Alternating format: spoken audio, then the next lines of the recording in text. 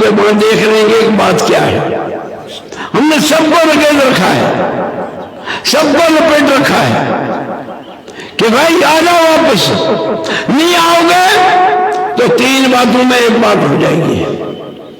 یا تو کوئی جنگ چلے گی اور آدمی ڈھونڈنے سے نہیں ملے گا, یا کوئی بیماری آئے گی اور آدمی جو ہے ڈھونڈنے سے نہیں ملے گا, اور یا قحط پڑے گا, ایسا قحط پڑے گا کہ لوگ جو تو لاشوں کی لاش ہو جائیں گی, اور پھر آدمی ڈھونڈنے سے کیا روتے ہو تم زمین اتنے میں کروڑ روپے میں ہوگی اور وہ ہو جائے گا, میں یوں کروں گا اور وہ کروں گا اور کیوں کروں گا. کہاں بھول میں ہو, کہاں بھٹکے ہوئے ہو. یہ ہونے والا ہے, قرائن موجود ہیں.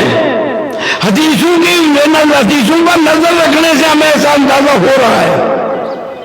اور بڑے بڑے جو رائٹر ہیں جیسے مولانا آزاد ہیں, ابن خلدون ہیں, امام غزالی ہیں, ان کا فلسفہ پڑھنے سے, دنیا کے حالات پڑھنے سے ہمیں ایسا جائزہ مل رہا ہے کہ یہ 3 باتوں میں سے ایک بات ہونے والی ہے.